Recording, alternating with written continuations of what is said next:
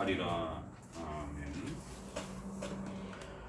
앞서 소개되었던 이제 41장부터 진행되었던 이러한 그 가르침들은 하나님의 절대 주권과 또 이러한 섭리라고 하는 아주 중요한 이사의 핵심들을 여러 방면들을 통해서 소개를 해왔습니다. 창조의 그러한 관점에서 또 하나님의 영원한 계획과 작정에 또 이러한 뜻을 펼치시는 또 그러한 관점에서 또 시간과 공간이 진행이 되어져 가면서 우리 인류 역사 속에서 펼쳐지는 또 그러한 또 관점에서 거기엔 또 선과 악의 또 이러한 다양한 역사들이 흘러가는 또 이러한 많은 내용들 속에서 이렇게 다양한 관점에서 하나님의 절대 주권과 섭리라고 하는 이제 이러한 하나님의 위대하신 그 다스림의 또 그러한 모습들이 또 그런 하나님의 작정과 섭리 속에서 살아가는 또 우리의 성도들과 교회의 또 이러한 중요한 사명과 역할의 또 이런 부분들을 또 함께 보게 되었습니다. 그래서 이사야를 통해서 여러분들 반드시 하나님의 절대 주권이라고 하는 다른 표현으로 그래서 우리가 신적 작정이라고도 이렇게 또 교리적으로 표현하기도 하는 또 하나님의 기뻐하시는 뜻, 하나님이 원하시는 모든 것을 행하시는 그런 하나님의 전지전능하신 하나님의 뜻, 이러한 하나님의 뜻을 따라 온 우주 만물이 창조되었고 또 거기에 저와 여러분 모든 인류가 또 그렇게 창조되어져서 선과 악을 포함한 모든 역사 전체가 하나님의 그 통치와 다스림 속에서 그렇게 이루어져 간다는 것.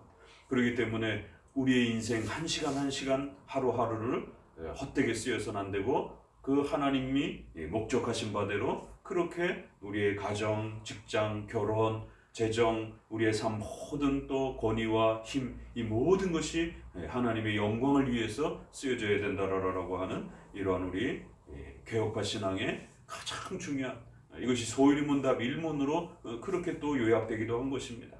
그래서 이 모든 우리 인생의 역사 전체는 하나님의 영광을 위해서 존재하고 그 하나님의 영광은 하나님의 신적 작정과 섭리라고 하는 방식으로 그렇게 이루어져 간다는 것이고, 그래서 개혁파 신앙을 배웠다라고 하는 것은, 장로교 신앙을 이해했다라고 하는 것은 인간의 의지 중심의 인본주의적인 모든 세상의 역사가 자기 중심적으로 그렇게 회전하는 줄 그렇게 인간은 착각합니다.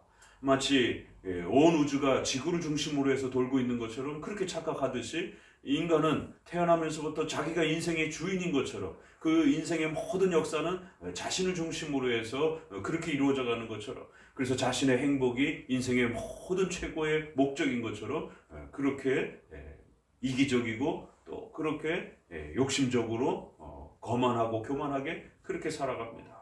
그럴 때에 그것을 조금 변형해서 반반 형태의 신인 협력주의나 여러 가지 다양한 방식으로 그렇게 꾸민다 할지라도 여전히 결국 인본주의라고 하는 하나님의 절대 주권을 100% 완전히 하나님께 고백하고 의탁하지 않는 이러한 인본주의적 신앙을 보게 됩니다.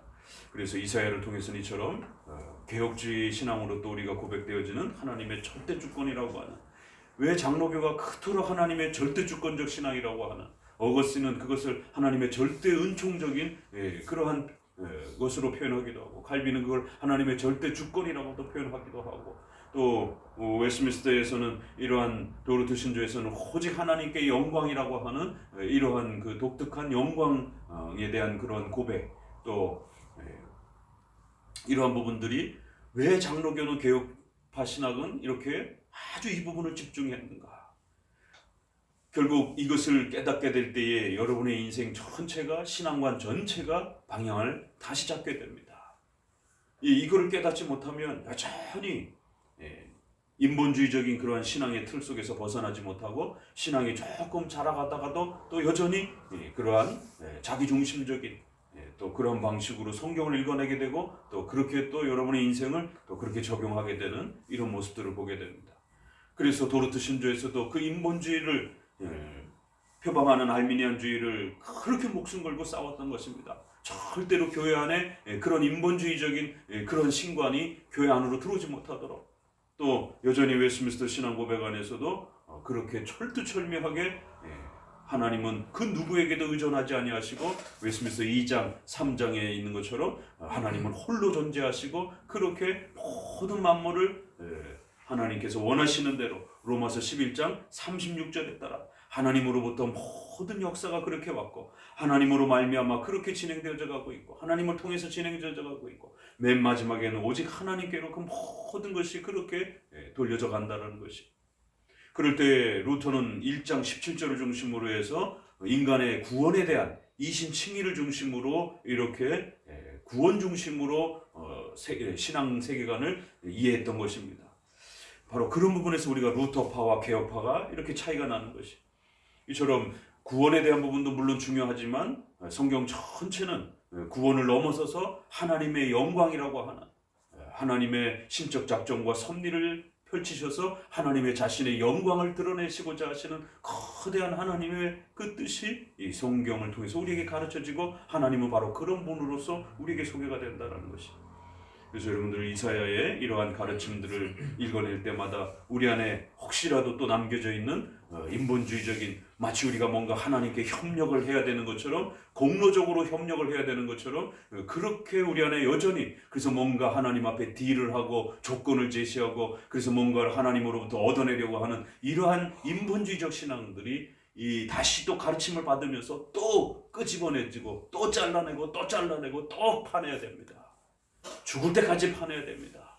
그래서 알미니안주의 신앙과 신비주의 신앙과 인본주의 신앙은 그냥 가만히 내버려 둬도 그렇게 형성이 됩니다. 그러나 인간의 전적 부패와 인간의 욕망을 철저히 끊어내는 이러한 개혁화 신앙은 쉽게 수용되지도 않고 그래서 교회가 쉽게 부흥되지도 않는 것이에요. 왜냐하면 그건 인간의 죄를 끊어내면서 인간이 가장 싫어하고 불편해하는 바로 그 부분을 끊임없이 공격하면서 그것을 잘라내도록 그리고는 하나님의 절대 주권 앞에 굴복하도록 그렇게 요청하는 것입니다.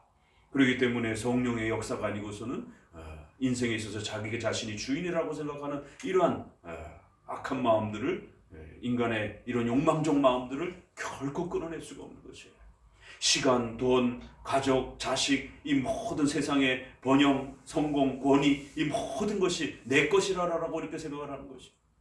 하나님의 절대 주권과 섭리를 깨달으면 바로 우리의 인생 전체가 하나님께서 우리에게 맡겨주신 삶이라고 하는 청지기적 삶이 바로 들어옵니다. 그런데 이 절대 주권적 섭리적 세계관이 들어오지 아니하면 내 거다라는 강한 이런 인식이 여전히 사로잡혀서 살아가게 됩니다. 그렇기 때문에 이제 지금까지 표현되었던 특별히 40장을 중심으로 해서 아주 집중적으로 그렇게 표현되어지면서 의식주와 관련된 부분 또 우리가 살아가는 모든 부분들 하나하나 전부가 너 거 아니다라고 하는 이건 내 거다라고 하는 그래서 내가 나를 위해서 지었다라고 하는 이 백성은 나의 찬송을 부르도록 그렇게 지었다라고 하는 이 모든 것은 내 거다라고 하는 이러한 그 표현들이 아주 끊임없이 쏟아져 나오는 것을 보게 됩니다.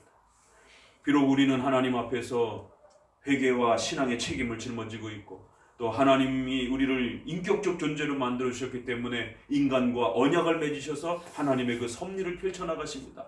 그래서 우리는 하나님 앞에 선한 행동들을 하기 위해서 열심히 책임감 있게 그렇게 하나님의 선한 뜻을 받들어야 되고 또 그렇게 하나님 앞에서 선택해야 되고 또 그렇게 하나님 앞에 협력할 수 있는 것이 그럴 때 그 협력이란 섭리적 협력을 말하는 것입니다. 공로적 협력을 말하는 것이 아니에요. 그래서 웨스트민스터 신앙고백에서는 바로 그런 부분들을 필연적으로 자원함으로 우연적으로 이렇게 표현하는 것이고 교리적으로는 보존, 협력, 통치라고 그렇게 조직신학에서 가르치는 것입니다. 섭리적으로는 우리가 언약관계에 하나님 앞에서 그렇게 맺어져 있기 때문에 반드시 하나님 앞에 인격의 자원함을 가지고 하나님의 선하신 뜻을 또 우리가 순종하고 또 그렇게 하나님 앞에 하나님의 뜻을 받드는 것이 하나님은 결코 우리 인간의 의지에 폭력을 행하시거나 강제로 그거를 행하시는 방식으로나 또 악을 만드는 방식, 조장하시는 방식으로 그렇게 일하시지 않는다는 것이 우리의 인격을 사용하시고 배려하시고 우리의 인격이 선과 악을 선택하도록 그렇게 의지의 발휘를 행할 수 있도록 그렇게 은혜를 베푸시는 방식이에요. 그런 섭리적인 수단과 방식으로서는 우리가 하나님께 협력하는 겁니다. 언약적으로 협력할 수 있는 것이죠. 그러나 공로적으로 협력한다라고 원인적으로 근원적으로 협력할 수 있다라고 생각하면 그건 하나님의 주권을 파괴하는 것입니다. 0.1%라도 공로적으로 생각하게 되면 그거는 하나님의 주권을 파헤치는 것이에요. 이러한 가르침들이 이사야에서 계속 쏟아져 나오는 것이. 자, 그리고는 이제 50장부터 구원에 대한 가르침으로 이제 본격적으로 그러한 하나님의 거대한 영광 아래에서 인간에게 베푸신 또 그의 택자들에게 베푸신 구원의 은혜와 예수 그리스도를 통해서 우리의 죄를 없애주시는 이러한 또 놀라운 십자가의 희생과 은혜가 또 펼쳐지는 구원의 이러한 복들이 무엇인지를 소개를 하게 됩니다. 그러면서 이제 그 중간이 넘어가는 49장에 그의 택한 백성들을 이러면서 우리가 49장 어디서 보셨습니까? 7절에서 여호와 그가 너를 택하였다. 그리고 너를 백성의 언약으로 삼으며 그 하나님의 예정은 반드시 이 땅에 은혜 언약이라고 하는 방식으로 그렇게 펼쳐질 것이다라는 거예요. 그래서 많은 오늘날의 사람들이 예정과 이 언약의 관계를 이해를 못해서 엄청난 또 신학의 혼란을 겪는 것을 보게 됩니다. 그렇기 때문에 후기 청교도들은 이 은혜 언약을 지나치게 이렇게 예정에서 분리시키면서 이해하면서 결국 마치 이 언약을 인간이 협력해서 뭔가 준비해서 뭔가 이 언약의 유지를 이렇게 해나가는 것처럼 여기에서 이제 아주 저급한 청교도는 알미니안주의로 빠져버리는 것이고 그나마 중간 정도 있는 청교도들은 약간 좀 혼탁해지는 것이고 이런 모습들을 보게 됩니다. 그러나 웨스민스터는 철저하게 하나님의 은혜 언약 예수 그리스도를 통해서 우리는 하나님의 백성이 되고 우리는 하나님의 자녀가 된다라고 하나님 우리 아버지가 되신다라고 하는 창세기 17장 7절 8절에 소개되어지는 이 위대한 언약에 대한 이 고백, 이 언약에 대한 이 은혜의 내용이 반드시 예정론으로부터 그 위대함이 펼쳐지는 것이죠. 예정론에서부터 이 언약이 분리되기 시작하게 되면 반드시 인본주의에 빠지게 되고 그 언약을 내가 어떻게 협력했느냐에 따라서 마치 하나님의 구원이 유지가 되고 복이 유지가 되고 열매가 유지가 되어지는 이러한 공로적인 그러한 언약 협력 개념이 반드시 발생이 됩니다. 그래서 하나님께서 우리에게 언약을 맺어 주셨을지라도 그 언약은 하나님의 절대 주권 속에서 하나님의 절대 은총 속에서 주신 그러한 소중한 은혜의 선물로서 그러면서 언약을 그 구원의 선물을 주시되 언약적으로 맺어 주셨다는 거예요. 언약이란 쌍방간의 약속이고 쌍방간의 협의입니다. 그래서 내가 너에게 이렇게 해줄게, 너는 나에게 이렇게 해, 이런 쌍방적인 또 약속이 있는 겁니다. 그래서 은혜 언약이란 그 전능하신 하나님이 낮고 천한 개미와 벌레만도 바이러스보다도 더 미약한 우리들에게로 낮아지셔서 우리를 하나님의 형상과 인격으로 그렇게 창조하셔서 우리와 언약 관계를 맺어주셨다는 것이. 그래서 너희가 순종하면 하나님이 복을 내리시고 너희가 순종하지 않으면 벌을 내리시겠다라고 하는 이러한 언약적 관계. 그 언약의 근원적인 토대는 하나님의 절대 주권 속에서 그렇게 베풀어 준 거예요. 피조물을 동물들하고 맺지도 않았어요. 천사들하고도 맺지 않았어요. 오직 아담과 그 후손들하고만 맺은 것입니다. 그렇지만 그 언약의 방식이 나태하고 게을러지면서 뒹굴뒹굴 궁을 구르면서 경건 생활도 하지도 않으면서 예배도 드리지도 않으면서 그냥 저절로 때가 되면 하나님을 믿고 이런 게 아니라는 것입니다.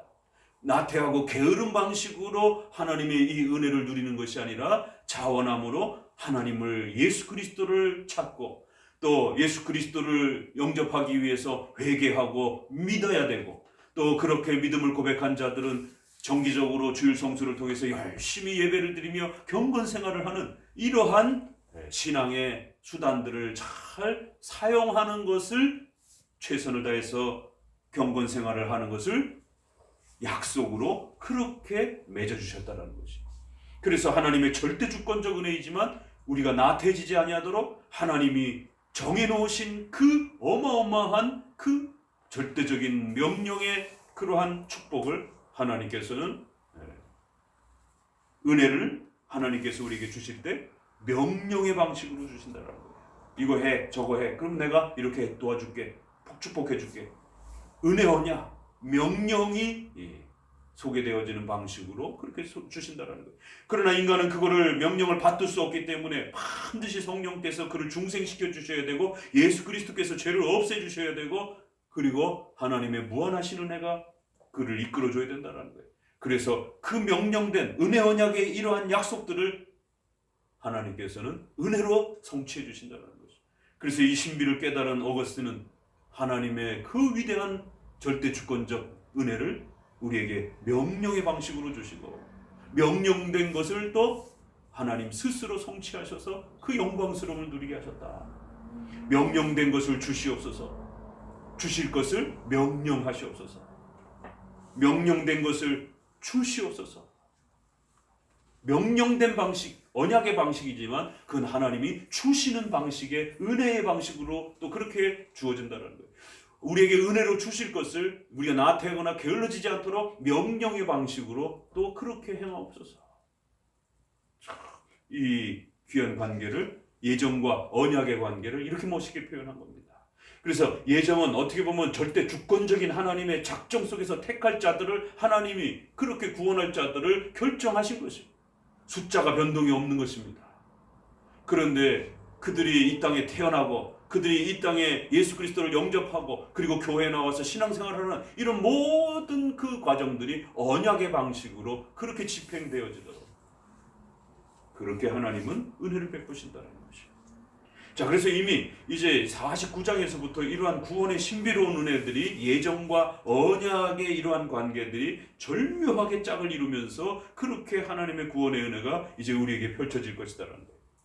그럴 때 이 언약의 관계를 예정론에서 자꾸 떼어내가지고 마치 이 언약적 관계를 우리가 최선을 다하고 열심을 다해서 그 언약을 유지를 하느냐 못하느냐에 따라 마치 언약의 결과가 주어지는 것처럼 예정을 빼고 이 언약 이야기만 하게 되면 그게 바로 알미니안주의입니다. 그래서 도르트 신조에서도 무조건적인 선택이 왜 도르트 신조 5 튤립에서 무조건적인 선택이 제일 앞에 와게 됐느냐면 바로 그 부분을 알미니안주의자들이 공격했기 때문에, 예정론을 공격했기 때문에. 예정론을 교회에서 너무 많이 가르치지 말라라는 거예요. 그러면 성도들 나태해지고 게을러지고, 아 그래 우리가 하나님 앞에 택함 받았어? 아 우리가 그렇게 하나님 앞에 구원 받았어? 그럼 막 살아도 되네? 이런 구원파적인 오해를 한다는 것이. 그러면서 예정론을 교회에서 너무 많이 가르치지 말고 너 게을리하면 다시 지옥에 갈 수 있어. 이렇게 경고적으로 협박적으로 그렇게 구원을 제시해야 된다는 거예요. 그래야 성도들이 긴장하고 각성하고 나태해지지 않는다는 거죠. 언뜻 보면 아주 그럴듯하게 들리지만 결국에는 빈대잡자라라고 초가상간 다 태우는 것처럼 결국 인간의 그런 나태함과 게으름에 대해서 자극하고자 결국 그보다 더 중요한 하나님의 절대 주권적 그러한 하나님의 예정의 하나님의 신적권이 또 그리고 그 예정된 자들에게 예수 그리스도를 베푸시는 그러한 위대한 하나님의 구원의 전적인 은혜의 이러한 은총들이 깨어진다라는 거죠. 그래서 그렇게 표현하면 안 된다는 겁니다. 반드시 예정의 기초에서 언약론을 설명하는 우리 웨스트민스터의 이러한 구조를 따라서 그렇게 구원을 소개해야 된다는 것이. 그래서 때로는 우리가 사도신경에서처럼 사도신경은 구원론이 많이 강조되어 있죠. 그의 아들 우리 주 예수 그리스도를 믿사오니 그 성령으로 잉태하사 본디오 빌라도에게 그 다음에 3일 만에 죽은 자 가운데서 승천하시고 또 부활하시고 또 장차 다시 오신 거의 70% 이상이 예수 그리스도께서 우리에게 베푸시는 그런 구원의 은혜의 부분이 집중되어 있는 것이죠. 그래서 구원에 대한 부분들을 이야기할 땐 당연히 그렇게 인간의 구원에 대한 부분들을 이야기해야 됩니다. 그리고는 예수님을 믿어야 된다라고 회개해야 된다라고 촉구해야 되는 것이죠. 그러나 그러한 구원의 은혜가 어떻게 주어지는 것인지에 대한 그 근원적인 원인과 또 힘을 또 우리가 이해할 때는 반드시 예정으로 돌아가야 된다라는 것이죠.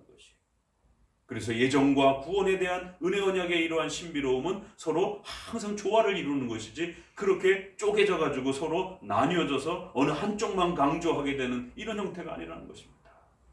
반드시 예정을 토대로 해서 은혜 언약이 세워져 가는 거예요.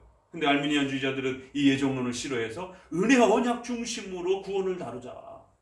그래서 우리가 어떻게 하나님 앞에 협력하고 최선을 다했느냐에 따라 그 언약을 어떻게 잘 지켜냈느냐에 따라 하나님이 결과적으로 우리를 천국으로 이끌어 가실 것이다. 그런 자들이 택자가 되는 것이다. 이렇게 언약 중심으로 구원을 이해하자. 언약 중심으로 예정론을 이해하자. 이게 이제 예지, 예정 이렇게 정리가 되는 겁니다. 교리적으로. 그러나 우리는 예정을 중심으로 해서 언약의 이러한 모든 역사를, 구원의 역사를 이해하는, 그래서 그거를 예정, 예지라 뭐 이렇게 표현을 할 수가 있는 겁니다.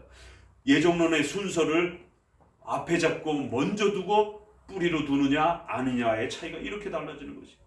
자, 그래서 이제 앞으로 펼쳐질 많은 구원의 이런 어마어마한 속에도 예정론에 대한 이러한 그 하나님이 우리를 택하셨다라고 하는 선택에 대한, 선택과 버림받은 자들이 있다라고 하는 쌍방 이중예정이라고 하는, 쌍방예정이라고도 하고 이중예정이라고도 하는 선택자와 버림받은 자가 있다라고 하는, 그래서 그 숫자는 영원 창세전에 영원 세계 속에서 하나님의 신적 작정 속에서 결정되어진 거기 때문에 단 한 명이라도 보태거나 더할 수 없다는 거예요. 그 숫자가 변동이 될 수 없다라고 초대교회 신조부터 모든 웨스트민스터 신조까지 그렇게 고백해 온 겁니다. 예정론이란 그렇게 인간의 힘에 의해서 그 숫자가 더하거나 빠지는 게 아니다라는 것이. 하나님이 결정하셨기 때문에 그 숫자는 영원토록 변함없다라는 것이. 그래서 그걸 14만 4천 명이다 라고까지 그렇게 확정된 숫자로 그렇게 상징적 표현으로 표현한 것입니다. 13만 3,990명도 아니고 그렇게 14만 4천 명이라고 아주 확정적으로 그렇게 완전 숫자로 그렇게 확정해 놓은 것이. 그렇기 때문에 이처럼 예정론을 토대로 해서 언약을 이해하고, 그 언약이라고 하는 것은 반드시 예수 그리스도를 통해서 우리가 죄사함 받아서 하나님의 자녀가 된다라고 하는 그런 약속을 말하는 것이죠. 그리고 그 약속이 성취되어지기 위해서는 반드시 예수님을 믿어야 된다라고 하는, 우리의 죄를 인정해야 된다라고 하는 이러한 구원의 가장 소중한 또 기초적인 그러한 내용들이 따라붙는 것이. 그래서 7절, 8절에서 이처럼 예정, 하나님의 택하신 백성들, 그리고 그 백성들을 하나님께서 언약으로 그렇게 그들을 다루실 것이다. 여기까지 봤어요. 그리고는 너희를 내가 절대로 잊지 아니하고 내 손바닥에 새기면서 내 마음에 그렇게 기록할 것이다 라고, 너희를 잊지 않을 것이다 라고, 그리고 이것을 맹세한다. 이런 부분들은 다 신적 작정에 대한 구약적 표현들입니다. 그리고는 이제 오늘 본문에 바로 이러한 택함 받은 자들에게 장차 이제 어떤 일들이 주어질 것이냐. 이제 지금 계속 그 구원에 대한 그 이야기를 무엇을 대상으로 가르치고 있죠? 바벨론 포로 생활하고 있는 그 고통스러움으로부터 구해주는 그러한 것을 모델로 삼아서 구원이 뭔지를 가르치고 있는 겁니다. 출애굽기, 모세오경이라든가 이런 데서는 애굽에서 400년 동안 포로 생활하는 것으로부터 탈출하는 이러한 장면을 통해서 죄로부터 구원받는 이러한 모습을 가르쳐 준 겁니다. 그리고는 아직 이사야서에서는 이스라엘 백성들이 포로로 잡혀가지도 않았는데 장차 너희가 포로로 잡혀갈 것이고, 그 바벨론의 70년의 포로 생활의 참혹함으로부터 이제 다시 구원받아서 나라가 회복이 될 것이다 라고 하는 이러한 이스라엘의 회복을 약속하시면서 그 국가적인 회복을 모델로 장차 죄에서 회복되어지고 죄로부터 탈출하는, 지옥으로부터 구원받는 이러한 구원의 의미들을 포로 생활의 모습을 통해서 가르쳐내는 것이. 그래서 오늘 본문에 이제 열왕은 장차 이제 너희들을 잡아가두고 너희들을 핍박하고 너희들을 그렇게 고통스럽게 했던 수많은 열광들, 너희의 적이고 원수와 같았던 그러한 자들이 이제 어떻게 될 거라고요? 그러한 열왕들이 오히려 이제 거꾸로 너의 양부가 될 것이고 왕비들은 내 유모가 될 것이다. 이 구절은 로마서 13장 1절과 더불어서 모든 권위는 하나님으로부터 세워주신다라고 하는 이 국가관을 가르치는, 우리 개혁주의의 국가관을 가르치는 로마서 13장 1절과 더불어 구약에서는 이사야 49장 23절 꼭 외워두셔야 됩니다. 많은 분들은 로마서 13장 1절만 알고 있지만 이사야 49장 23절, 열왕들은 양부가 되고 왕비들은 유모가 될 것이다 라고 하는 이 멋있는 이 표현을 국가관과 관련해서 아주 중요한 국가와 교회의 정교 분리의 원칙을 가르칠 때 구약에서는 이 구절, 신약에서는 로마서 13장을 가장 대표적으로 사용했던 구절들입니다. 그래서 적어도 국가는 어떠해야 된다고요? 반드시 양부, 양아버지처럼 유모처럼 이렇게 고아였던 자들을 돌보는 그렇게 양부모처럼 또 때로는 유모처럼 교회를 보호해주고 돌봐주고 교회가 위험에 빠지지 아니하도록 그렇게 교회의 울타리가 되어주고 그렇게 교회를 지켜줘야 된다는 것이죠. 그러나 절대로 교회를 지배해서는 안 된다는 것이죠. 양부와 유모라고 하는 것은 보호의 역할을 그렇게 강조해주는 그런 의미인 것이죠. 그래서 칼빈도 이 구절을 가장 많이 사용했고요. 또 낙스도 그렇고 웨스민스터의 이러한 신학자들도 이 구절을 아주 즐겨 사용했습니다. 그래서 교회를 지나치게 짓밟거나 간섭하거나 교회의 권리를 빼앗으려고 해서는 안 된다는 거예요. 국가란 어떠해야 된다고요? 반드시 교회를 보호하는 양부가 되어야 되고 교회를 보호해주는, 지켜주는 유모와 같은 역할을 해야 되는 것이지 유모를 넘어서서 군림을 해서는 안 된다는 겁니다. 이 구절에는 바로 그러한 장차 이제 하나님이 주시는 그 택한 백성들에게 은혜 언약을 통해서 펼쳐지는 그의 백성들, 그의 교회에 주는 하나님의 은혜는 어떤 은혜가 주어질 거라고요? 이처럼 국가가 교회를 보호하고 오히려 그 국가가 교회 앞에 무릎을 꿇고 그들에게 겸손히 그렇게 낮아지는 그런 은혜의 역사들이 있을 것이다라는 거예요. 그래서 이걸 잘못 읽으면 중세시대에 이 구절을 어떻게 악용했겠습니까? 당연히 이제 그 로마 가톨릭 교황들이 군주들을 자기 발밑에 두고 왕권을 교황이 주려고 하는, 그래서 모든 세속 권력까지 교황이 가져야 된다라고 하는 이러한 주장을 할 때 이 구절을 또 즐겨 썼습니다. 그 국왕들이, 왕비들이 그들이 얼굴을 땅에 대고 내게 절하고 내 발에 티끌을 핫을 것이며 너에게 그렇게 절대적으로 복종할 것이다. 교회에 그렇게 머리를 조아릴 것이다.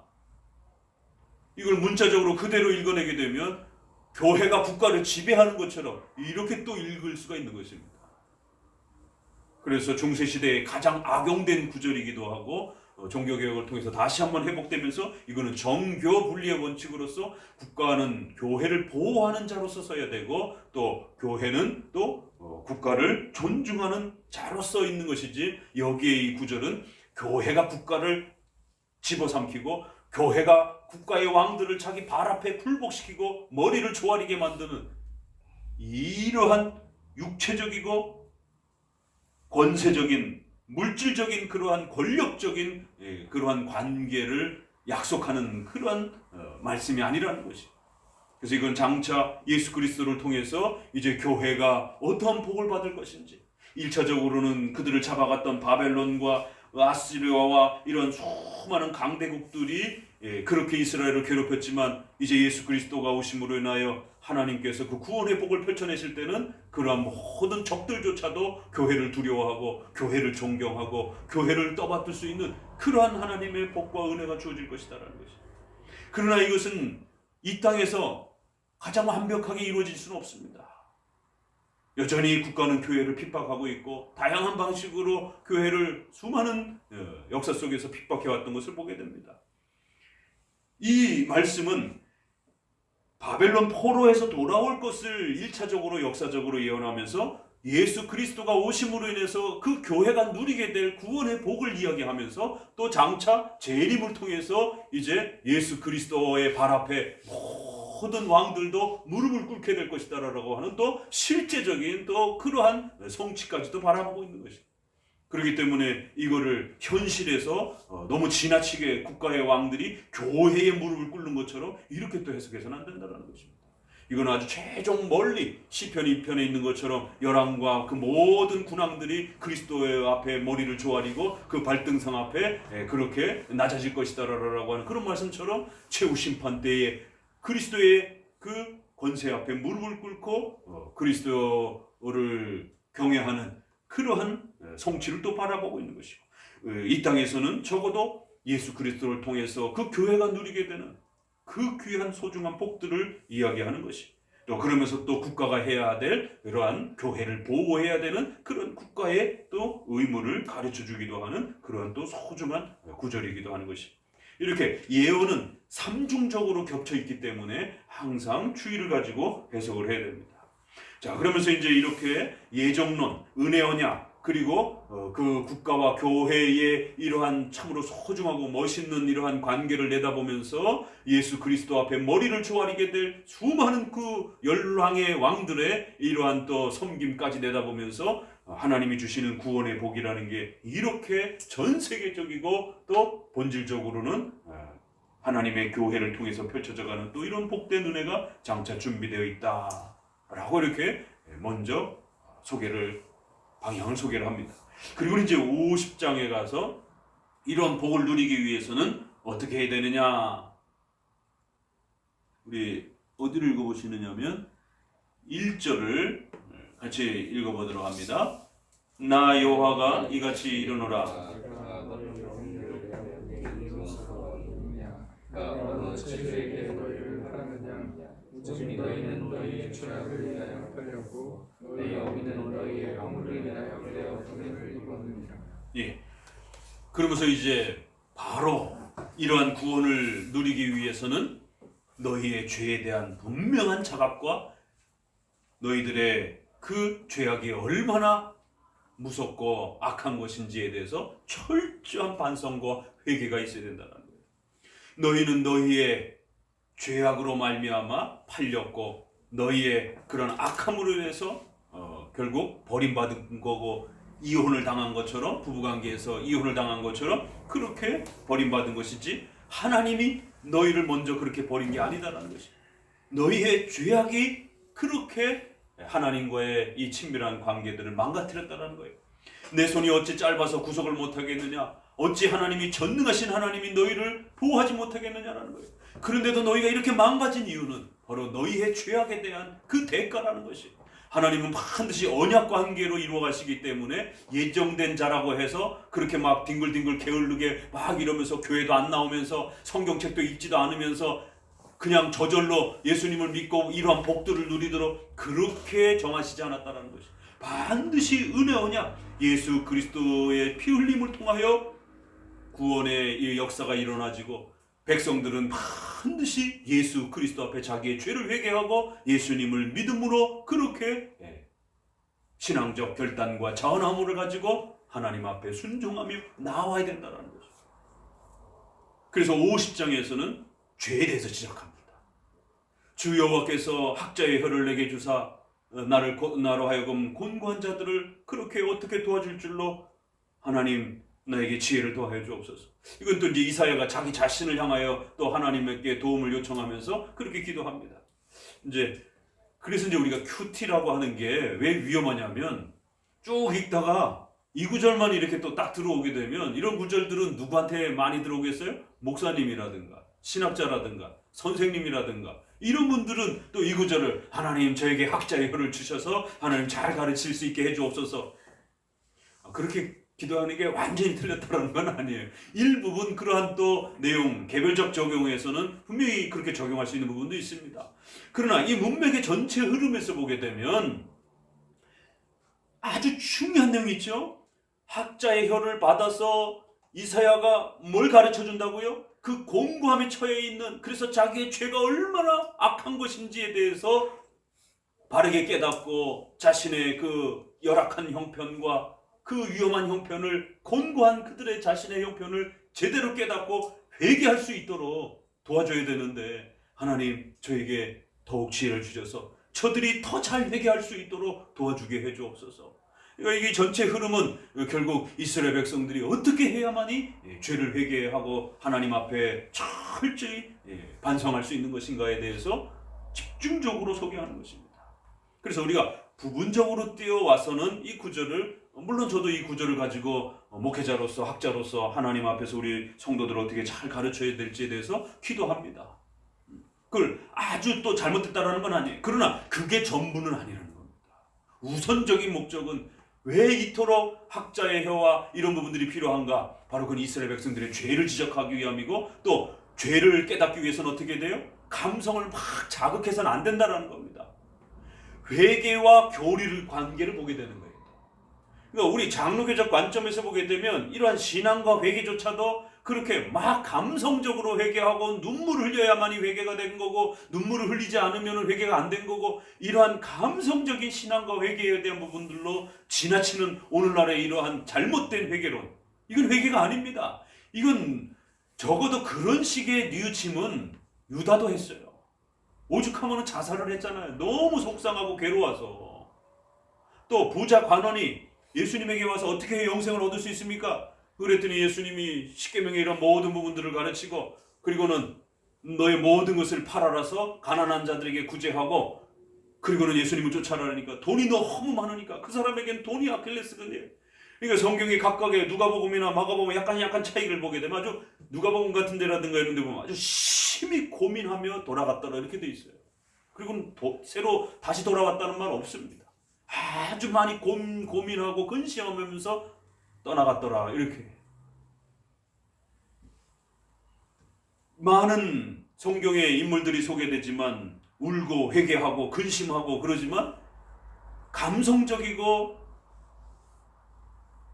자극적인 그러한 뉘우침의 이런 모습들을 보게 됩니다. 그래서 뉘우침과 단순한 뉘우침과 진정한 성경적 회개는 다른 겁니다. 인간은 지정의가 있기 때문에 자칫 감성적인 것만 너무 지나치게 몰입하면서 눈물을 흘려야만이 마치 회개가 된 것처럼 이렇게 감성적인 것에 모든 것을 초점을 맞추면 큰일 납니다.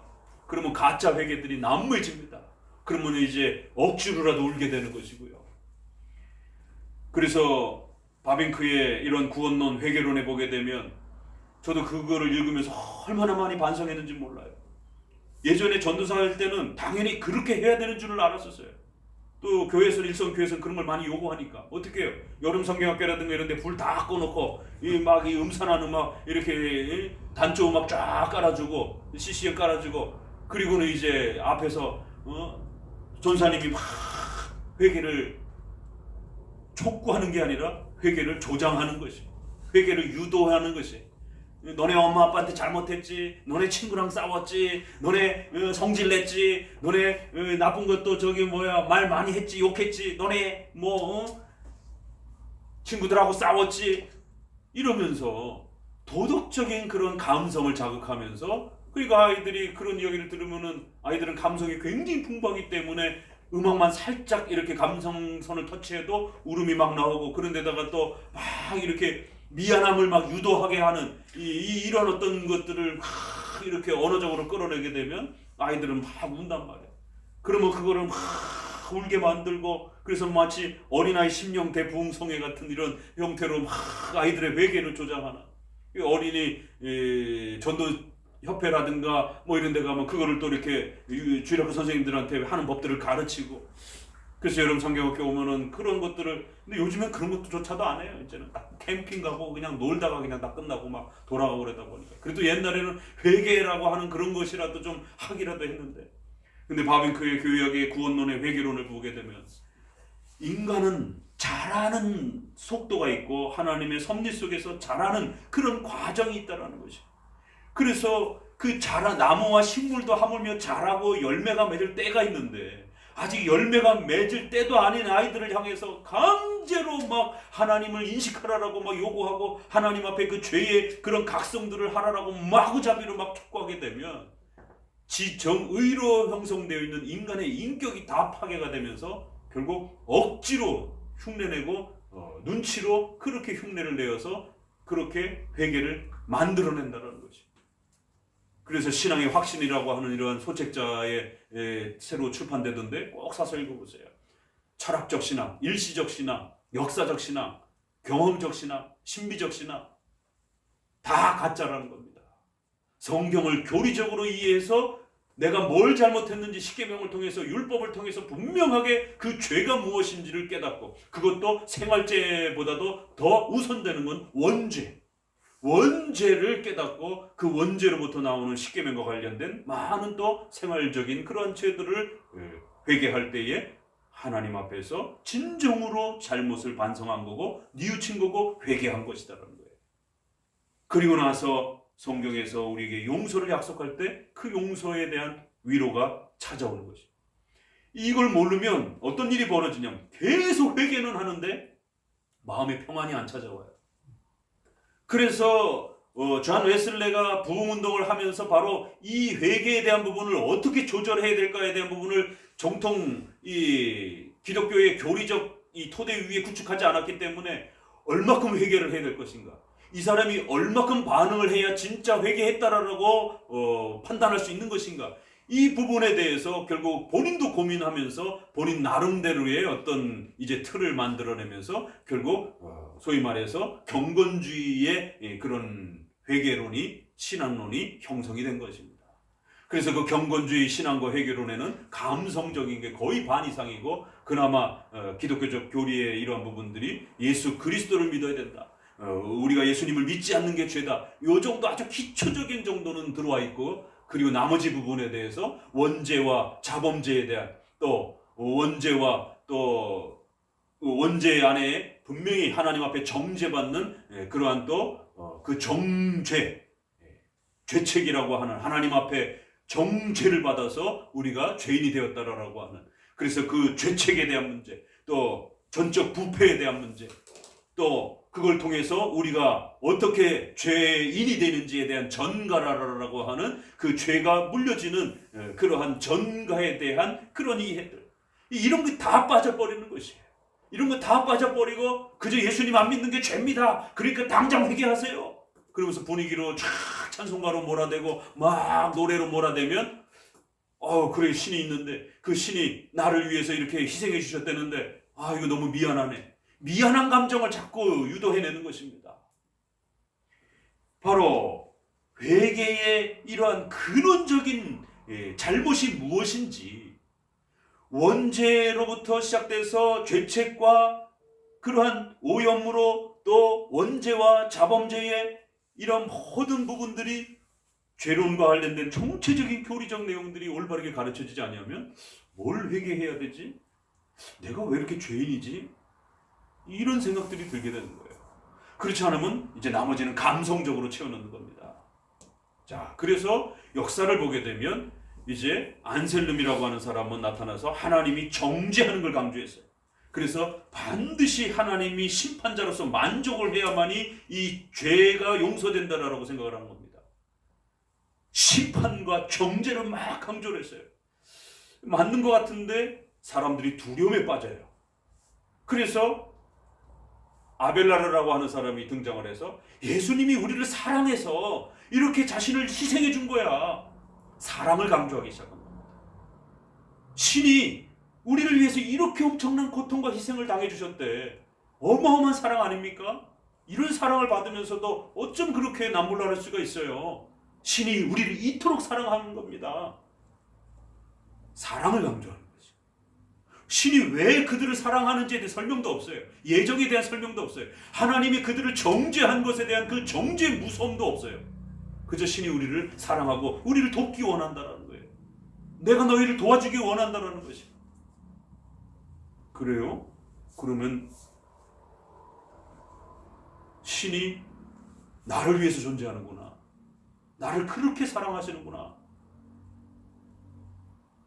그러면 내가 당연히 신의 사랑을 받아야 되는 자고 신은 나를 위해서 존재하는 자인 것처럼 이런 일이 벌어집니다.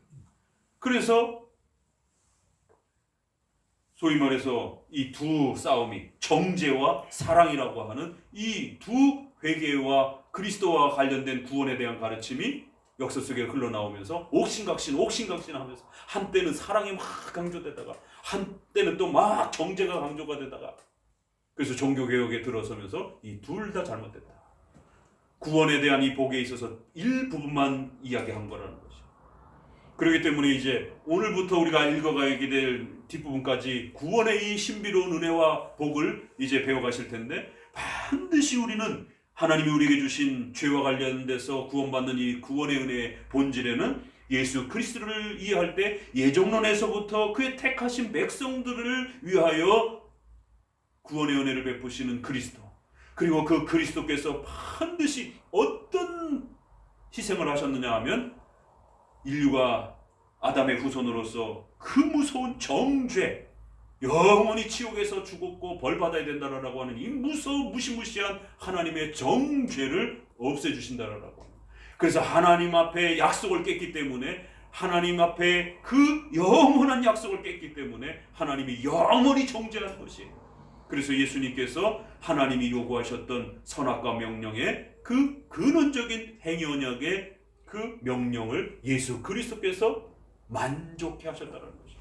철저한 순종을 통해서 율법에 대한 이러한 모든 순종과 죄에 대한 이러한 십자가의 희생을 통해서 죄를 제거하시면서 하나님이 요구하셨던, 아담에게 요구하셨던 그 모든 요구들을 성취하셨다는 것이죠.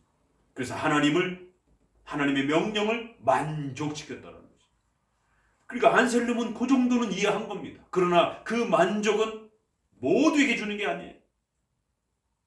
택한 백성들을 위해서 주신 것이.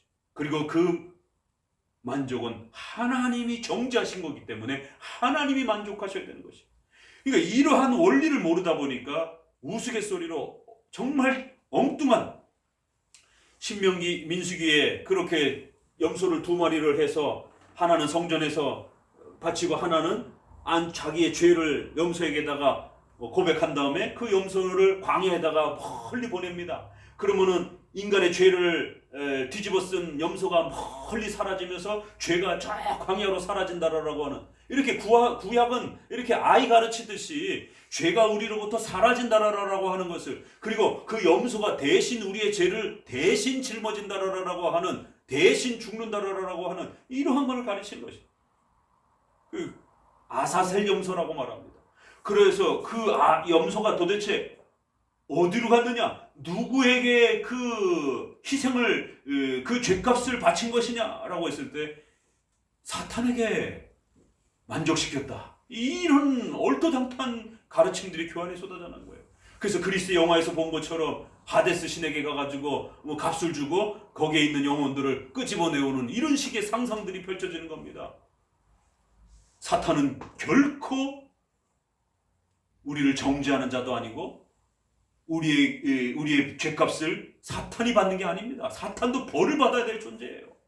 정죄를 하신 분은 하나님이시다라는 거예요. 지옥의 그 통치자와 주인도 하나님이십니다. 사탄이 아니에요. 사탄은 지옥에서 벌을 받아야 될 대상자입니다.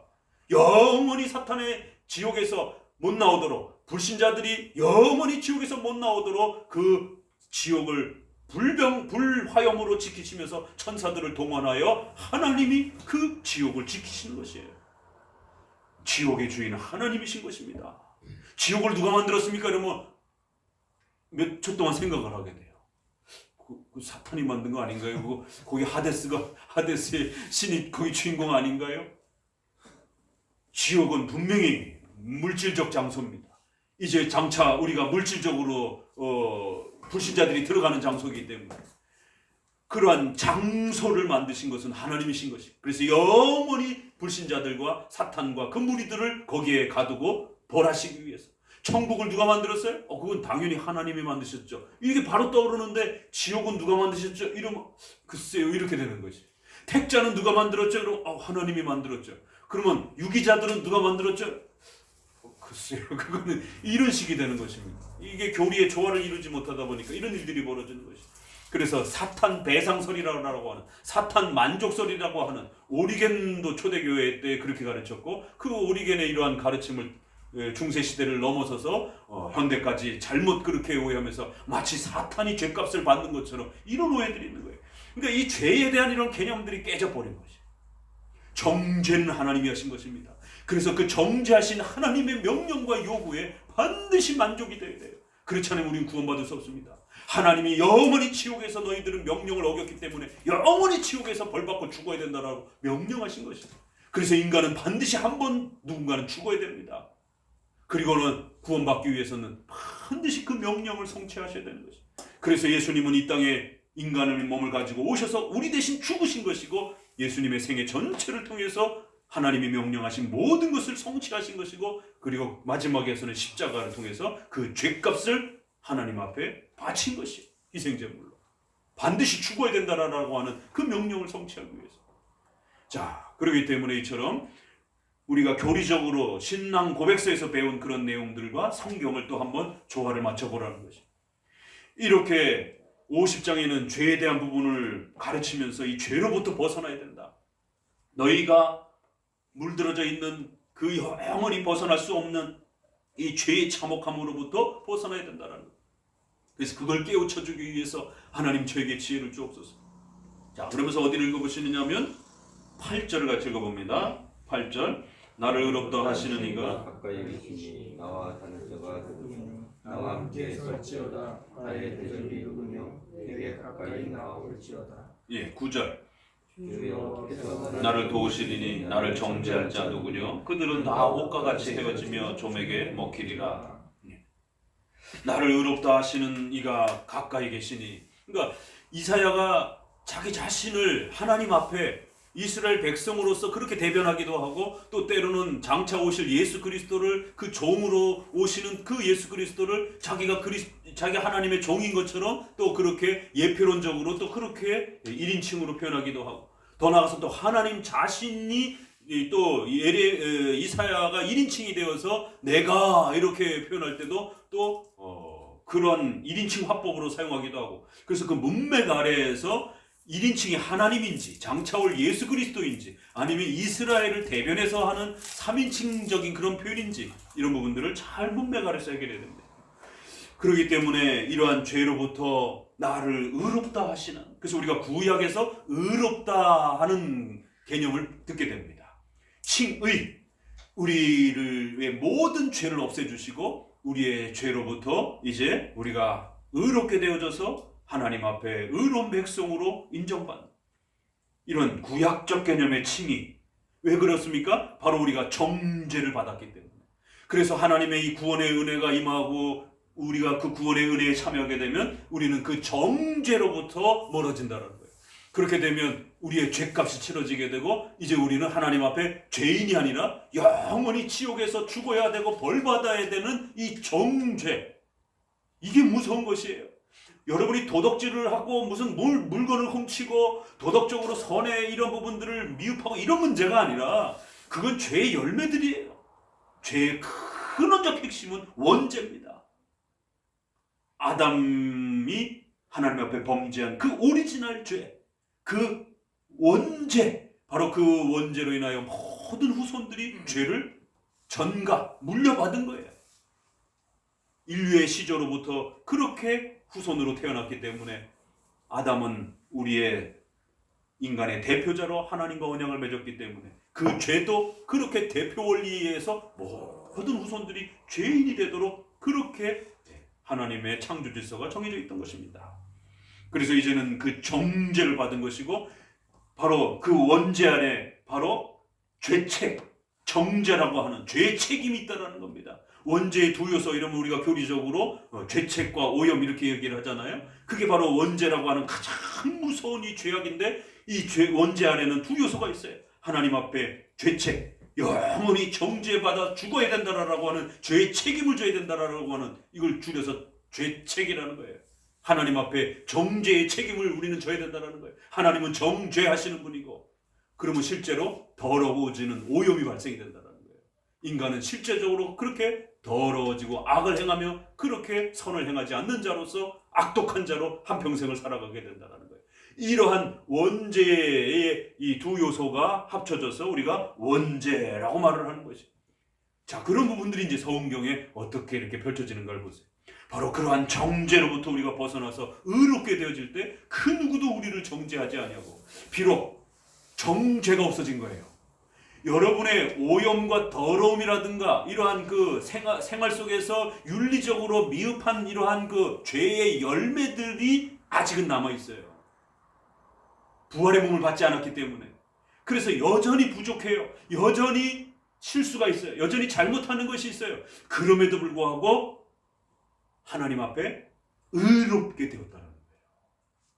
그래서 정죄하지만 않는다는 거예요. 그 누구도. 예수 그리스도를 영접하고 난 이후에는 그 누가 나를 정죄하겠니? 이게 유명한 로마서 7장에서 8장. 그래서 로마서 7장하고 8장을 해석하는 거 보게 되면 루터파의 해석과 장로교의 해석이 그래서 다른 겁니다. 그리스도 안에서는 결코 정죄함이 없나니 성령의 법으로 우리를 그렇게 구원하셨다라고 하는 이 놀라운 로마서의 칭의론 이야기를 보게 되면 정죄에서 벗어났다. 그래서 그 누구도 이제 사탄도 그 누구도 우리를 정죄할 수 없다는 거예요. 시비를 걸 수 없다는 거예요. 그런데 왜 그런 표현이 나왔습니까? 너네 이따구로 살아가지고 이렇게 살아가지고 천국 가겠어? 구원파가 그러는 거예요. 당신 저기 예수님 영접한 날 기억나? 너 이렇게 살아가지고 당장 지금 천국 갈 수 있어? 이러한 윤리적인 그런 접근을 해서 사람을 낙심시키는 구원이란 그런 게 아닙니다. 윤리적이고 돈과 권세와 명예와 윤리 도덕적인 그런 선행으로 가는 게 아니라 예수 그리스도를 영접하고 고백했느냐 믿음으로 구원받는 거예요.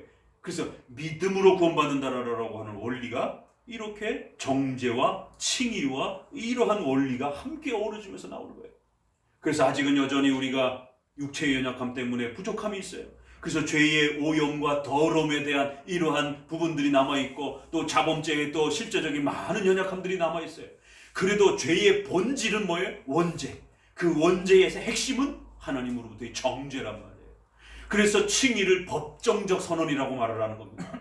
우리가 윤리적으로 실제적으로 아주 놀라운 변화가 나타나가지고 무슨 착한 사람이 된 게 아니란 말이에요. 예수님을 믿는다라고 하는 것, 그것은 믿음으로 예수님을 받아들이는 거고 내가 죄인임을 인정하는 것이고 그랬을 때 하나님이 우리에게 영원한 정죄의 벌이라라고 하는 하나님이 너희는 죄인이다. 이제 너희는 영원히 지옥에서 벌 받아야 된다.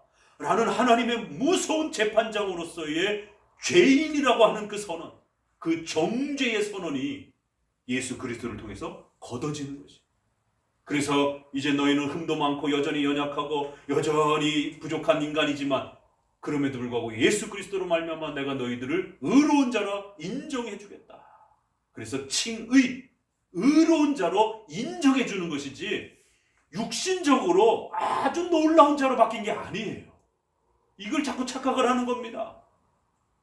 칭의, 믿음으로 의롭게 되어진다라고 하는 건 정죄로부터 벗어나는 것이지 여러분이 거짓말을 하고 약속 시간이 늦고 이렇게 윤리적으로 수준이 떨어지던 사람이 갑자기 예수님을 믿었다고 해가지고 말도 잘하고 생활도 아주 고급스러워지고 윤리적으로 아주 수준이 높아지고 이런 게 아니다라는 거예요. 그건 성화에 해당이 되는 겁니다. 그래서 칭의와 성화가 이렇게 교리적으로 구별이 되어 있는 겁니다. 이거를 섞기 시작하게 되면 윤리적으로 구원을 받는, 착한 일을 많이 해야 구원을 받는 성화 구원, 공로 구원이 되는 것이. 그래서 반드시 칭의와 성화는 분리하고 칭의가 성화를 끌고 가는 것이다라고 하는 이 구조를 구원론에서 소개한 겁니다. 그런데 오늘 50장에도 보니까 의로움에 대한 이야기가 나와 있고 정죄에 대한 이야기가 나오고 있고 그리고 죄에 대한 이야기가 나오고 있고 놀랍죠? 그러니까 이런 부분들을 우리의 교리에 맞춰서 읽어보게 되면 이렇게 표현되는 부분들이 이유가 있구나를 알 수가 있는 겁니다. 자, 또 넘어가 봅니다. 그래서 51절의 1장에는 의를 쫓으며 여호와를 찾아 구하는 너희는 나를 들을지어다. 그 의에 목마르고 여호와를 찾는 것이 왜 우리는 정죄를 받은 자이기 때문에 영원히 지옥에서 벌받아야 된다라고 하는 하나님의 약속을 깨트려서 그 모든 인류의 후손들이 하나님 앞에 벌받아 영원히 지옥에서 죽었고 영적 죽음과 육체적 고통을 받는 지옥의 형벌을 받아야 된다라고 하는 이 정죄, 죄인이라고 하는 이 정죄를 받은 자들이 그래서 이 죄로부터 해방되는 것, 이 죄로부터 깨끗해지는 것, 이게 의예요. 이 의를 쫓으며 의를 갈망하는 겁니다. 착한 사람이 되는 건 다음 문제입니다. 하나님 앞에 그 무서운 정죄를 받지 않는 것, 이게 구원의 본질이라는 거예요. 그러니까 산타크로스의 그 노래 안에 그게 중세시대의 신앙관입니다. 그게 한마디로 말해서 산타크로스는 누가 착한 애인지 나쁜 애인지 다 알고 계신데 그래서 착한 일을 많이 하는 아이들에게 선물을 주는 것이에요. 이게 전형적인 중세의 공로적 구원관인 거예요. 그럴 때 루터는 칼빈은 아니다. 누가 착한 애인지 나쁜 애인지 상관없이 우리는 모두가 다 나쁜 애라는 거지. 그 조금 착한 일 했다고 해서 그게 하나님 앞에 기쁘게 받아들여지는 것도 아니고 하나님 앞엔 다 썩어 문드러지는 것이라는 거예요. 우리 모든 인간들은 더러운 악한 부패된 인간들이라는 거예요. 오직 은혜로 믿음으로 구원받는다. 이렇게 가르친 겁니다. 그래서 인간은 착함의 문제가 아니라 의의 문제라는 거예요. 정죄, 더러운 악한 자라라라고 하는 그 정죄로부터 선하고 의로운 자라라라고 하는 이 선언을 어떻게 받을 것인가? 하나님 앞에서 의의 그 선언을 어떻게 받을 것인가? 하나님은 정죄로 선언했기 때문에 그 정죄를 없애주고 의로서 선언을 해주셔야 되는 거예요. 그래서 우리가 법정적 칭의, 이렇게 재판장이시기 때문에 벌 받으라고 정죄를 하신 것이에요. 그랬더니 실제로 더러워지기도 하는 겁니다. 그래서 죄의 본질은 하나님의 정죄에 있는 것이고 의의 본질은 하나님이 그 정죄를 걷어들이시는 것입니다. 하나님이 의로운 자다라고 선언해 주시는 것이 그게 구원의 본질입니다. 그런데 의로 선언해 주시기 위해서는 하나님이 명령하셨던 그 행위 언약의 명령이 완벽하게 만족이 돼야 돼요. 왜? 그 조건 아래에서 하나님은 약속을 준 거기 때문에. 그래서 예수 그리스도께서 만족, 하나님을 성부 하나님의 그 모든 명령을 만족시키셨다. 그 이제 오늘 우리가 53장에 가면 만족이라는 단어가 나옵니다. 형벌이라는 단어가 나옵니다. 대신 죽으셨다. 이런 말들이 나옵니다. 그래서 이제 잊지 마셔야 될 건 이제 지금부터 택한 백성들에게 주는, 제한된 백성들에게 속죄의 은혜를 주는 대리적, 대속적 형벌 만족의 구원이라는 거죠. 이게 이단들이 자꾸 이렇게 부분적으로 자꾸 말을 하기 때문에 또 역사 속에서 만족과 사랑 갖고 막 싸우잖아요. 그랬을 때 우리는 하나님의 예정된 자들에게 예수 그리스도의 십자가의 보혈을 그 제한된 택한 백성들에게만 베푸시는, 이걸 풀어서 설명하면 대속적, 예정된 자들에게 베푸는 대속적 형벌 만족의 구원의 은혜라는 거죠. 하나님의 그 무서운 형벌, 정죄의 형벌을 만족시켜서 그리스도의 순종을 통하여 우리에게 의를 만들어 주시는, 그리고는 대신 그리스도가 죽으시는, 죄값을 바치시는, 그래서 죄의 제거와 형벌을 만족시킴으로 의를 얻어주시는, 그렇기 때문에 의가 뭡니까? 라고 하면 두 가지를 이야기하는 겁니다. 우리의 죄값이 제거되어야 되고 하나님이 명령하신 것을 순종하심으로 인해서 의를 얻으시고 그 의를 완성해야 돼요. 우리가 해야 될 것을 그리스도께서 그 의를 하나님의 명령에 만족하셔서 얻으신 그 순종의 의를 우리에게 주신 것이죠. 그래서 우리가 칭의받았다라고 하면은 믿음으로 칭의받는 것, 여기에 대해서 많이 아는데, 그럼 그 의가 뭡니까? 그러면은 죄값이 없어지는 것, 이것만 많이들 생각해요. 그러나 죄가 없어지는, 죄값이 죄가 제거되는 것과 하나님이 명령하셨던 그 모든 명령을 우리가 성취한 것처럼 그렇게 그리스도께서 성취하신 의를 우리가 얻는 것이죠. 그렇기 때문에 전가는 우리의 죄가 그리스도에게 전가가 되고 예수님의 이루신 의가 우리에게 전가가 되는 이중 전가의 이러한 교리가 또 교리적으로 소개가 되는 것입니다. 칭의는 반드시 이중 전가 형태로 우리에게 복을 베풀어 주시는 것이다라는 거예요. 자, 이처럼 그렇기 때문에 그 정죄에서 벗어나서 의를 얻는 것, 이게 인간의 구원의 가장 중요한, 그래서 법정적으로 심판주로서 정죄를 한 거기 때문에 심판주로서 우리를 의롭다고 여겨주셔야 되는 거예요. 그래서 칭의, 그러면 이제 성화가 또 따라오는 것입니다.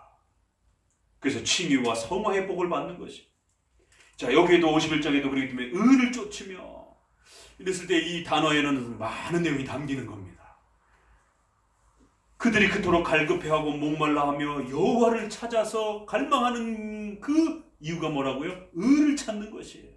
그럼 이 의가 뭘까? 이거는 전체 안에서 또 보게 되는 거예요. 그럼 결국 그 정죄받은 것으로부터 의인으로서 하나님의 명령, 행위 언약에 대한 이런 모든 하나님의 명령을 다 성취한 자라라라고 하는, 그래서 하나님 앞에 의로운 자라라라고 하는 이 하나님의 선언을 받는 것이에요. 그러기 위해서는 반드시 예수 그리스도를 통해서만이, 은혜 언약을 통해서만이 이것이 성취가 된다는 것이에요. 자, 그래서 그 의를 찾는 너희들아, 아브라함이 회를 단신으로 있을 때 내가 부르고 그에게 복을 주어 창성케 하였다. 그러면서 어디로 다시 돌아가요? 복의 근원, 믿음의 조상, 바로 아브라함의 창세기 12장으로 돌아가는 겁니다. 은혜 언약은 바로 창세기 17장에 처음 소개가 된 거예요. 아주 명확하게. 그 앞서도 있었지만, 그렇기 때문에 창세기 12장으로 다시 돌아가서 아브라함에게 주신 그 복, 그래서 많은 사람들은 아브라함이 받은 게 육체적인 물질적인 금은 보화로 생각했지만 하나님은 그런 걸 말씀하신 게 아니에요. 15장에 내가 지극히 큰 상급이다라고 그렇게 말씀하시는 것이죠. 레이기한테도 말씀하셨던, 하나님 자신이 너에게 가장 큰 상급이다. 세상의 부귀영화를 주려고 한 게 아니었다라는 거예요. 하나님 앞에 정죄받은 되어서 하나님의 의로운 백성으로 영원토록 하나님을 섬기며 하나님을 창조주와 구원주로 섬기며 살아가는 것, 하나님을 가장 큰 인생의 상급으로 여기며 하나님과 교제할 수 있는 것, 그게 복이라는 거예요. 그래서 창세기 이야기를 다시 끄집어 오면서 믿음의 조상, 그랬을 때 아브라함을 왜 믿음의 조상이라고 얘기하겠냐면, 아브라함에게 바로 그런 믿음이 무엇인지를, 이삭을 죽이는 그런 과정과 모습들을 통해서 믿음의 원리를, 죄의 제거와 칭의와 믿는 것에 대한 이런 부분들을 아주 명확하게 가르쳐놨고, 그걸 통해서 소개가 됐기 때문에 그런 것이.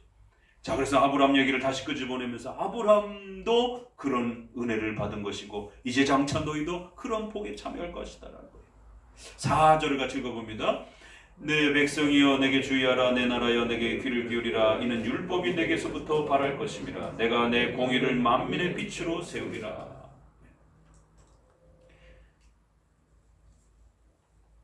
그러한 은혜는 율법을 통해서 또 이루어간다.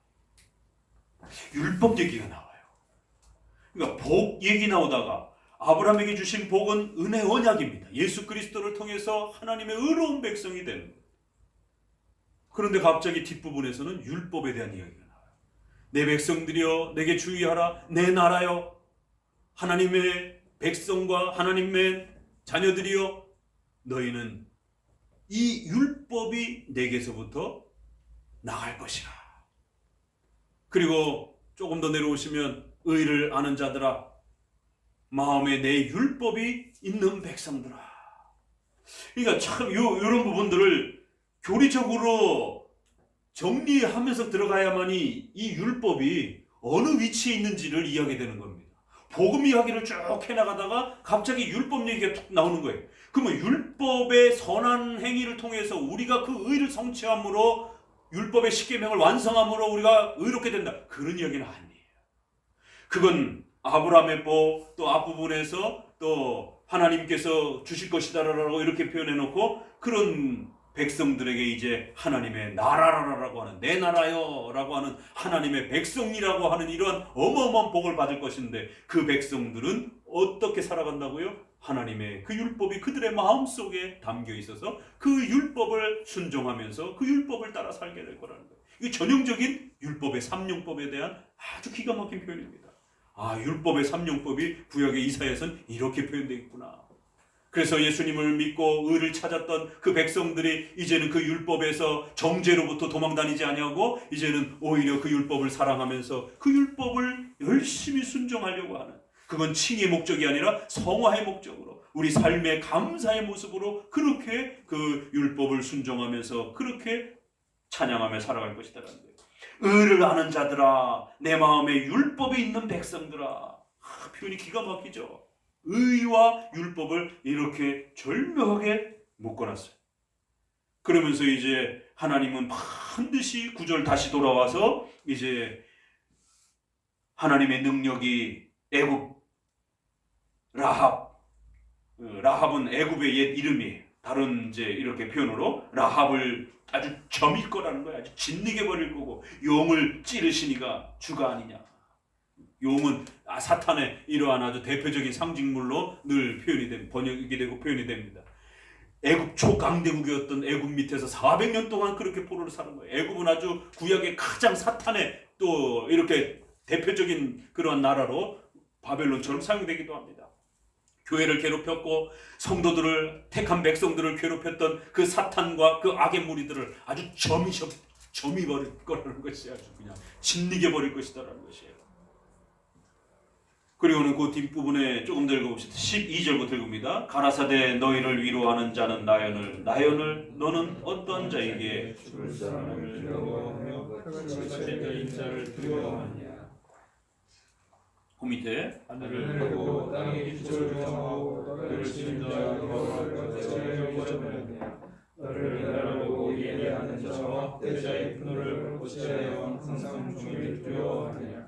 학대자의 분노가 어디 있느냐. 15절 나는 내 하나님 여호와라. 바다를 저어서 그 물결로 흉흉케 하는 자니 내 이름은 만군의 여호와니라.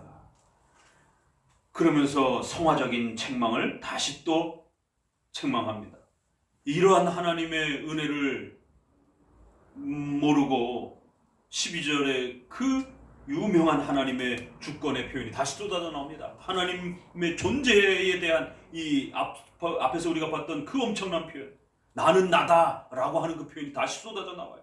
가라사대 너희를 위로하는 자는 나다. 나 곧 나연을. 너희를 위로하는 자는 나연을 이렇게 두 번이나 이렇게 번역이 됐고 개역개정에는 나 곧 나이니라 이렇게 또 표현이 되어 있어요. 출애굽기 3장 14절 나는 나다. 이 아주 하나님의 전능하신 자존성, 하나님의 절대 자존성을 이야기할 때에 표현하는 이 하나님의 절대 주권의 이 강력한 표현입니다. 나는 나다라고 하는 이런 표현.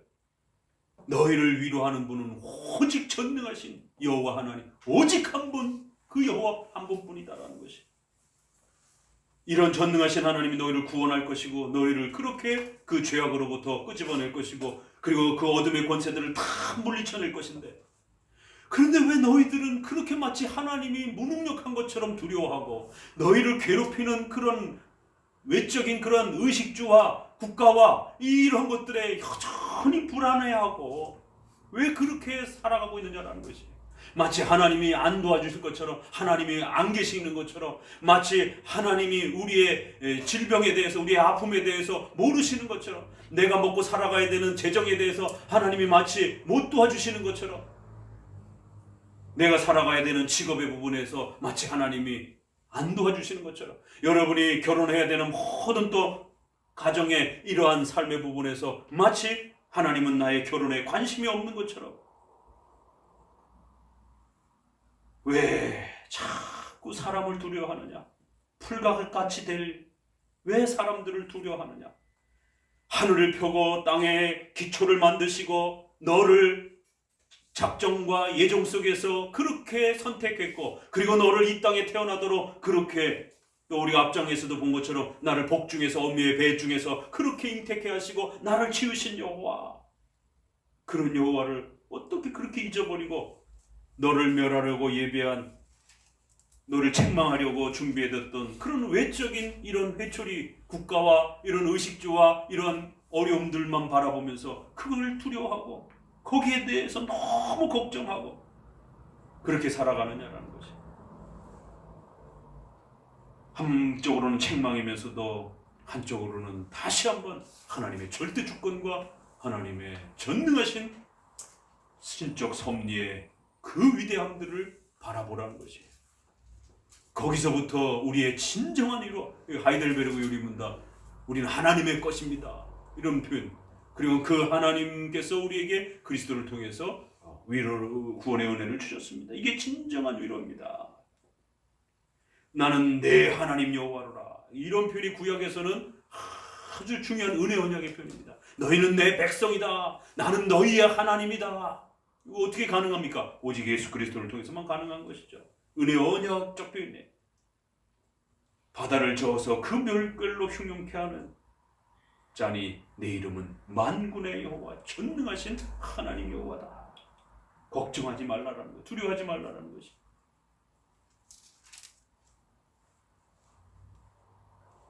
16절 내가 내 말을 내 입에 두고 내 손을 그늘로 너를 덮었나니 이는 내가 하늘을 펴며 땅의 기초를 정하며 시온에게 이르기를 너는 내 백성이라 하려 하였습니다.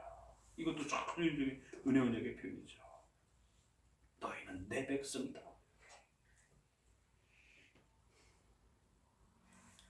자, 오늘은 51장 또 50장 이렇게 계속 연속되어지는 이런 표현들을 통해서 죄의 문제, 또 정죄의 문제, 의로움에 대한 문제, 또 그런 모든 구원의 역사를 하나님께서 예정된 자들에게 베푸시는 그러한 하나님의 절대 주권 속에서 펼쳐지는 그러한 또 은혜로서 펼쳐지는 구원의 이 위대함들을, 비록 거기에 우리가 신앙과 회개라고 하는 책임을 짊어지고 있을지라도 절대로 구원의 공로나 원인으로 그렇게 생각해서는 절대로 안 되는 것입니다. 그런 생각이 들어오지 못하도록 이런 말씀들을 통해서 철저히 막아내야 됩니다. 그래야 하나님의 절대 주권적인 은혜, 불가항력적인 은혜, 하나님의 그러한 제한 속죄의 그리스도의 이러한 위대한 은혜들이 감격스럽게 우리의 마음을 지배하는 것이에요. 그러면 불과 같은 그러한 인생들을, 그러한 우리의 외적인 그런 의식주의 이런 부분들에 너무 그렇게 발목 잡히면서 그렇게 살아가지 않게 된다는 것이, 그걸 넘어서서 오히려 그걸 통해서 우리를 채찍질도 하시고 훈계도 하시고 또 우리를 성장도 시키시는 거대한 하나님의 주권과 섭리의 이런 위대함들을 더욱 보게 되는 겁니다. 게하시처럼 아람 군대가 쳐들어오니까 바들바들 떨고 이러면 안 된다는 겁니다. 오히려 엘리사가 기도해 주니까 그 영안이 눌리자 하늘의 불병거들이 아람 군대보다 더 어마어마한 하늘의 천군 천사들이 엘리야와 그 게하시를 보호하려고 그렇게 준비되어 있는 그 거대한 힘을 보게 되는 겁니다. 눈에 안 보이니까 불안해하는 것이. 그러나 말씀을 통해서 다시 한번 마음에 새기시고 하나님의 말씀을 믿을 때 그 거대한 영적 세계가 우리에게는 보이는 것이고 이해되어지는 것이고 하나님의 절대 주권적 통치와 섭리의 역사가 저와 여러분 오늘 이 역사 속에, 코로나가 창궐한 이 역사 속에서도 보여지는 것입니다. 이해되어지는 것이에요. 그래서 그러한 코로나의 두려움과 또 공포를 뚫고 하나님 앞에 예배드리며 또 이 신앙의 자리를 지켜가는 것이죠. 그리고 여러분의 인생 전체도 그렇게 하나님의 뜻에 맡기고 열심히 성경을 통해서 그 하나님이 원하시는 그 율법의 그 소중한 원리들을 더욱 마음에 새기고 사랑하면서 부단히 배워가면서 더 많이 알아가면 알아갈수록 순종하려고 그렇게 사랑하고 헌신하고 애쓰는 그러한 또 삶의 모습으로 살아가게 되는 것입니다. 구원의 이런 아름다운 모습들이 이렇게 아주 기가 막히게 소개됩니다. 자, 이제 대하이라이트 52장 53장에 이제 다음 남겨두면서 그 유명한 예수 그리스도께서 십자가에 못 박혀 희생하시는 이제 대신 죽는다, 형벌 받으신다, 우리는 전적으로 그릇되어진 양들이다, 전적 부패, 전가 막 쏟아져 나옵니다. 이제 이 52장 53장에. 그래서 우리가 인간론, 기독론 이런 아주 중요한 그 핵심 요소들을 신앙과 신조와 교리문답을 통해서 정리를 안 해놓고 있으면 이런 부분들을 자칫 또 엉뚱한 쪽으로 인본주의적 구원론으로 그렇게 읽어낼 수 있습니다. 자, 오늘 기억하셔야 될 것은 예정된 자들에게 은혜 언약을 통해서 베푸시는 그런 구원의 은혜, 그걸 우리가 대속적 형벌 만족의 은혜라 이렇게 표현하기도 합니다. 그래서 예정된 택한 백성들에게만 그 그리스도의 십자가의 희생을 우리를 대신해서 그렇게 치러주시는 하나님의 의로운 그 열매를 우리에게 주시기 위하여 형벌, 정죄를 만족시키시면서 우리에게 의를 전가해 주시는 바로 대속적 형벌 만족에 의한 그러한 칭의와 의로움의 은혜라는 것을 기억하시고 당분간 이 내용이 계속 구원론에 대한 가르침이 정리가 될 때까지 계속 확대가 될 겁니다.